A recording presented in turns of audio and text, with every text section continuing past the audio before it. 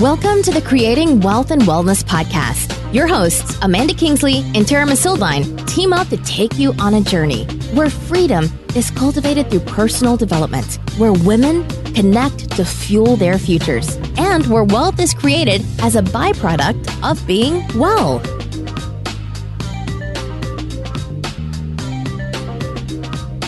Hello, friends, and welcome back to the Creating Wealth and Wellness podcast with Amanda Kingsley and me, Tara Missildine.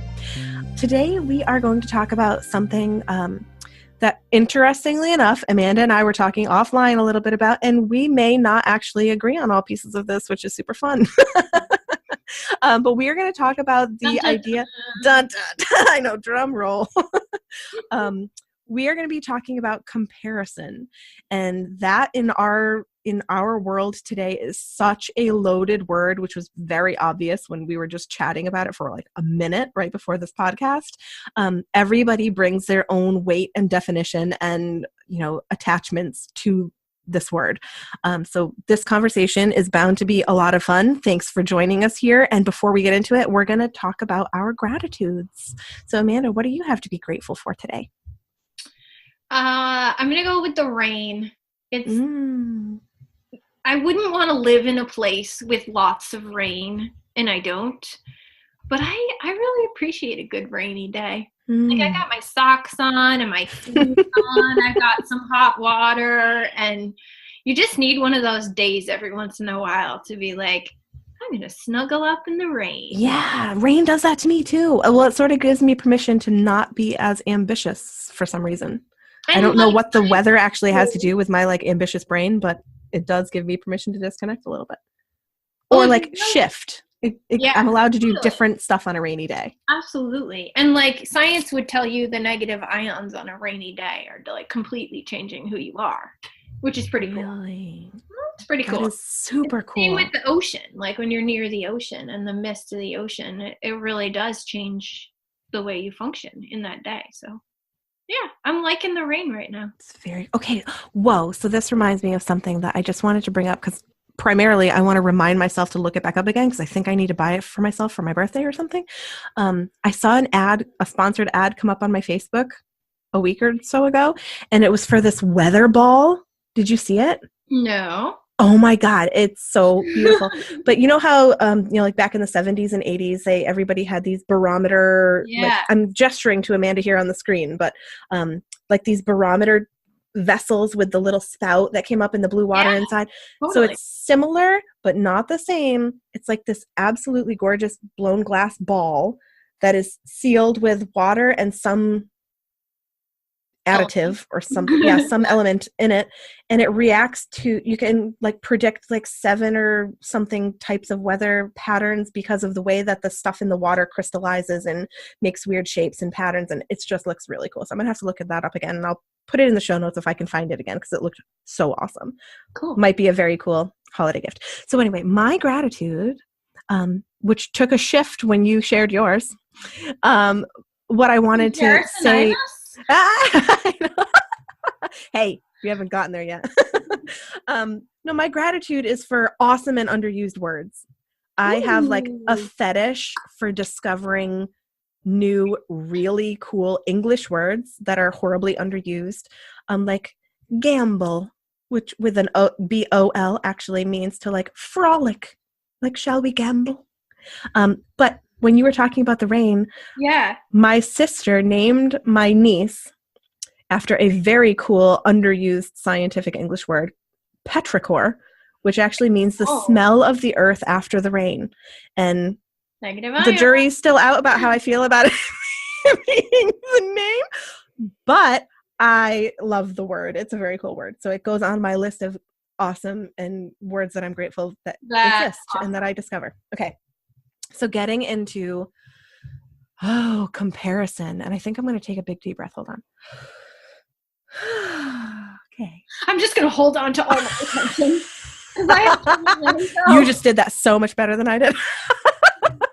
Okay. So how do we want to open this conversation? I mean, I am always tempted to, when we talk about one of these loaded subjects, or loaded subjects that are summed up in a word, I like to start with the neutral place of like the definition of said word. Do you mind if I do that? Yeah, please do. Okay, so Google helps me define compare. I mean, comparison is literally the act of comparing. So let's dive back to what comparing means. And it says to estimate, measure, or note the similarity or dissimilarity between, point out the resemblances to, or draw an analogy between one thing and another for the purpose of explanation or clarification. And finally, the last one, which I think is really interesting, have a specified relationship with another thing or person in terms of nature or quality. So these are it's sort of neutral territory. Would you like to help us dive into where this concept starts to become anything but neutral? Because I'm curious, can you think, or am I putting you on the spot? Like, can you think of times in your life that comparison's really helpful, really useful? Like, where is it useful in your life? And where? Yeah, absolutely.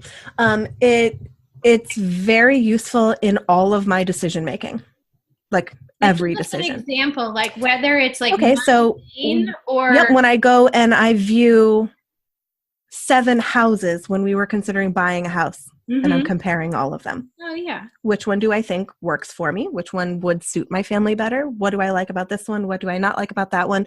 What do both of these have? But then this one has an amazing tipping point that for some reason makes me love it so much more.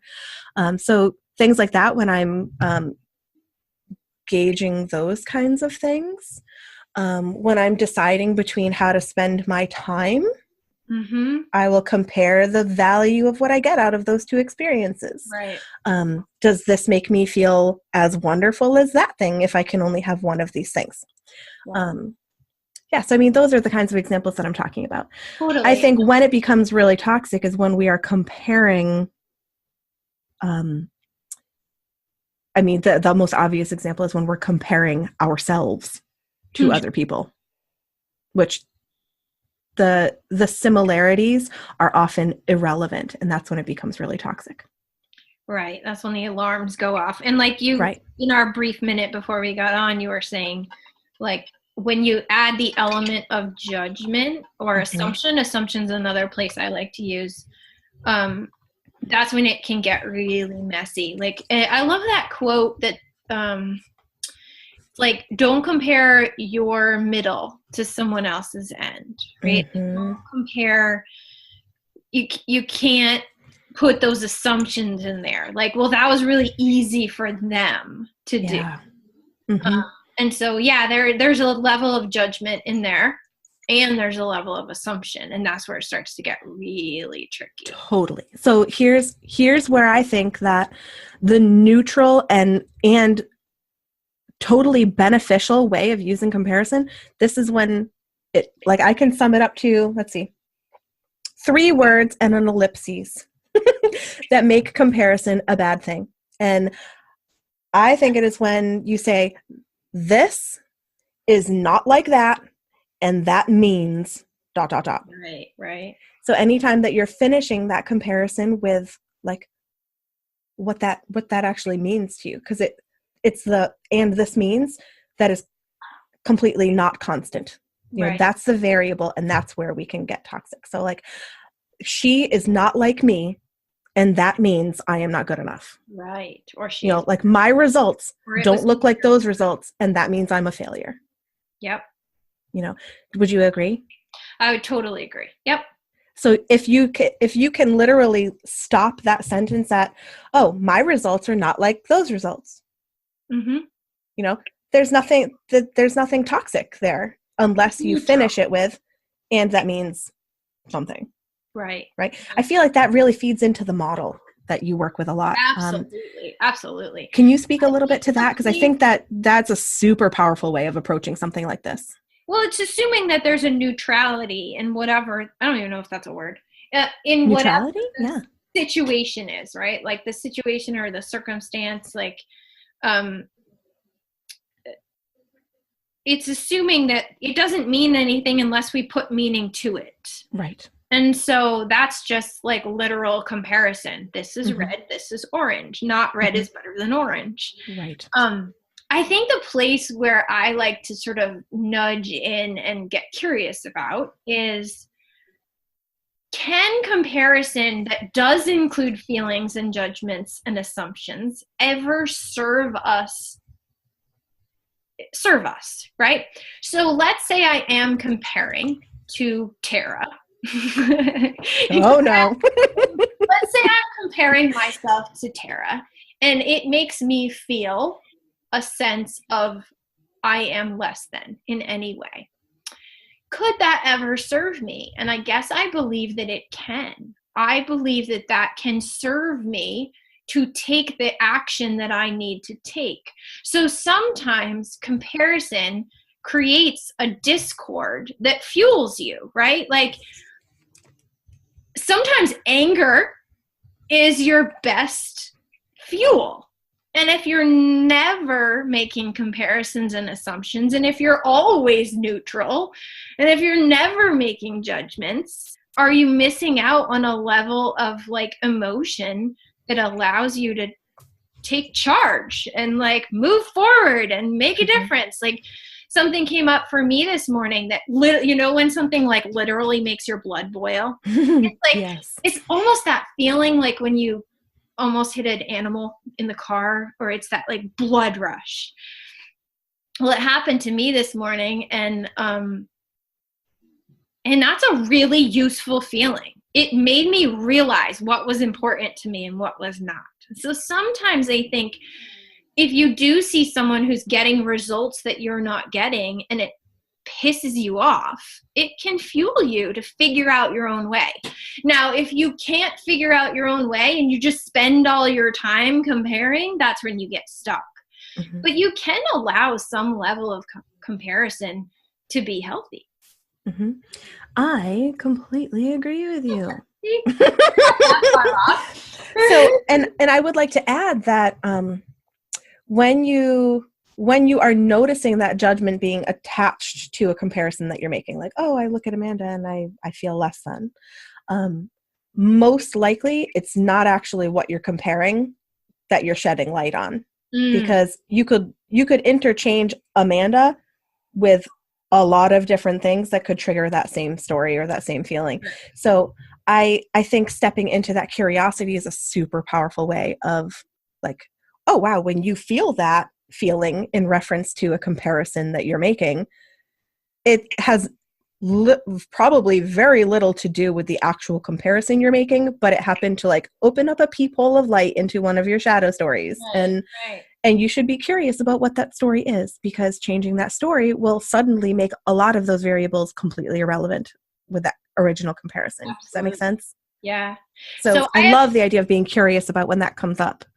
And letting it, yes, it can totally fuel you, but it also sheds light on something, a deeper layer of what's going on. Yeah, of what's meaningful and important to you, or where you're stuck, or what your next step is. I have an Instagram page that is a blend of like my business and personal development and my family. So all the pictures are my family, and then I ask all these questions.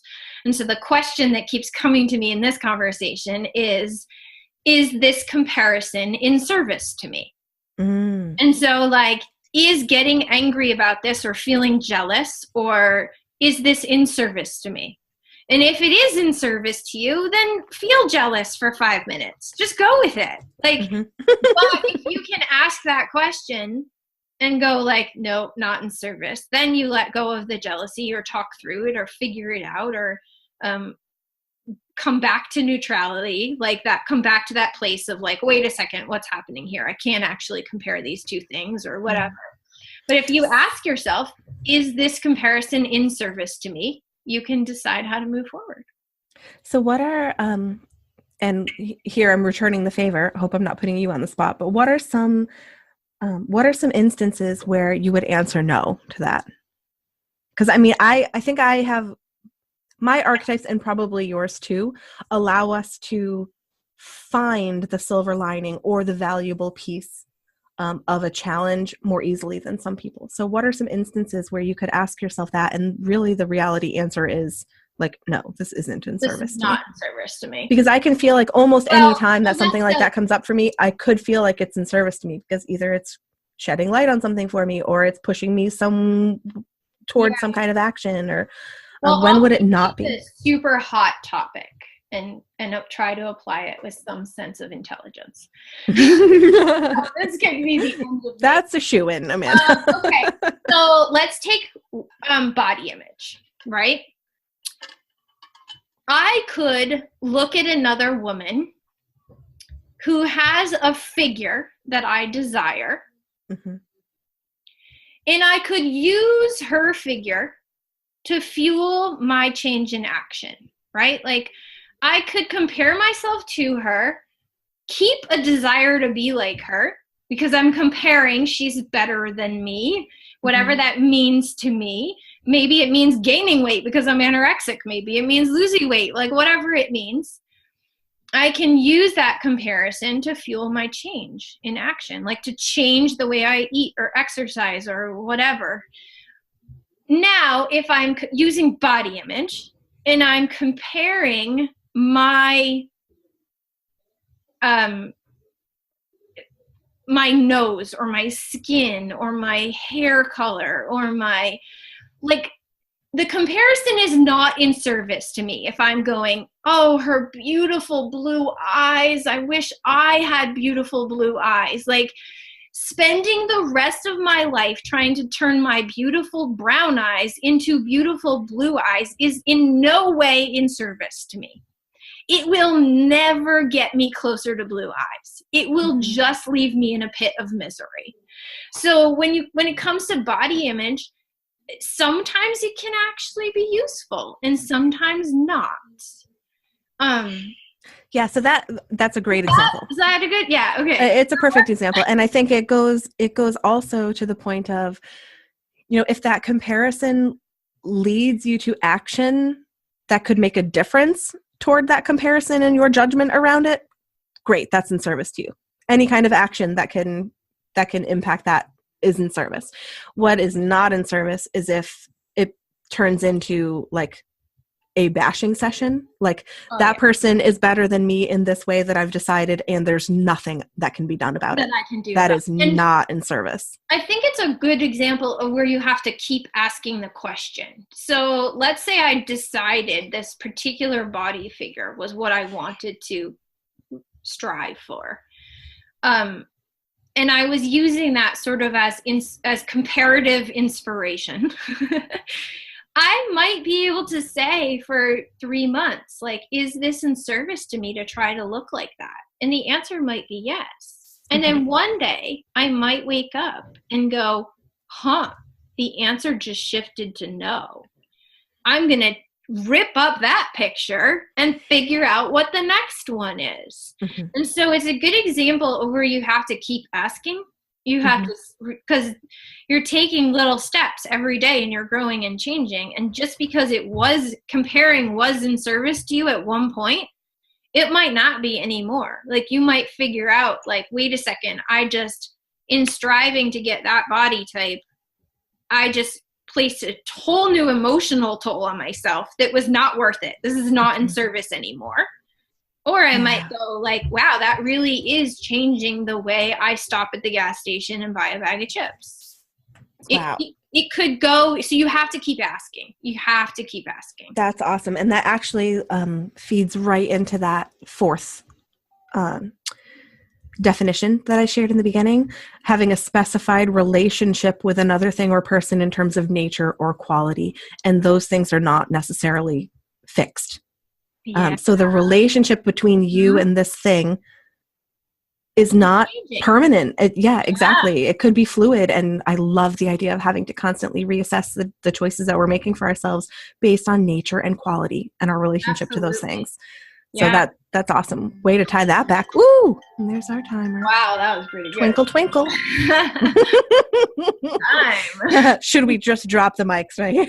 Yeah, let's just leave it at that. Okay, well, that was an awesome conversation. And I feel like we both totally met in the middle, as we often do, regardless.